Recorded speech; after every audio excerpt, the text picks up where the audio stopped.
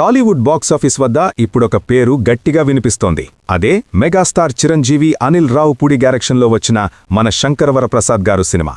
Box office దగ్గర సరికొత్త రికార్డులను క్రియేట్ చేస్తోంది. పండగ విన్నర్గా నిలవడమే కాదు, ఏకంగా ఇండస్ట్రీ రికార్డులను తిరగరాస్తోంది. ముఖ్యంగా తమ్ముడు పవన్ కళ్యాణ్, కొడుకు రామచరణ్ క్రియేట్ చేసిన రికార్డులను ఈ వరుసలో చిరంజీవి బ్రేక్ చేస్తుండడం ఇప్పుడు సినీ వర్గాల్లో హాట్ టాపిక్గా మారింది.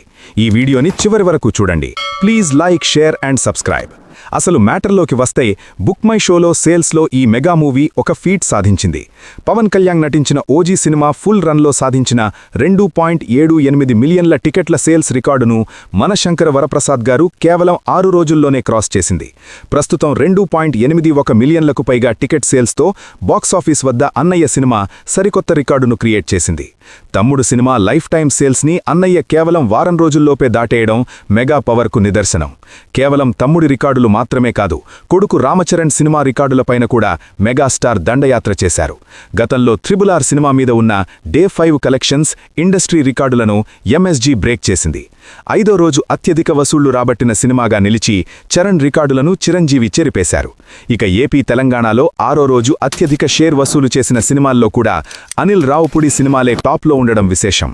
సంక్రాంతికి వస్తున్నాం 14.05 కోట్లు, తర్వాత ఎంఎస్జీ 13.85 కోట్లతో రెండో స్థానంలో ఉంది.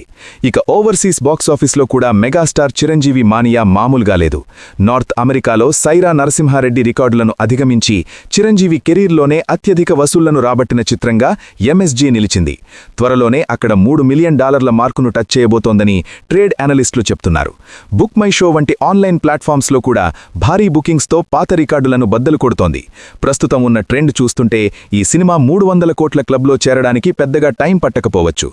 6 రోజుల్లోనే 261 కోట్లు దాటేయడంతో ఫుల్ రన్లో ఈ సినిమా ఇండస్ట్రీ హిట్ ట్రాక్లో దూసుకెళ్తోందని మేకర్స్ చాలా కాన్ఫిడెంట్గా ఉన్నారు.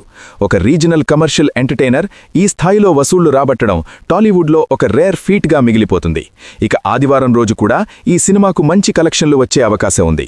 అడ్వాన్స్ బుకింగ్స్ కూడా సాలిడ్గానే ఉన్నాయి. గతేడాది పవన్ కళ్యాణ్ ఓజీతో భారీ కలెక్షన్లు అందుకోగా ఇప్పుడు 2026లో మెగాస్టార్ మళ్లీ స్ట్రాంగ్గా టాలీవుడ్కి మంచి ఓపెనింగ్స్ ఇచ్చారు. ఇక నెక్స్ట్ పెద్దితో చిరు తనయుడు ఎలాంటి కలెక్షన్స్ అందుకుంటాడో వెయిట్ చేసి చూడాలి.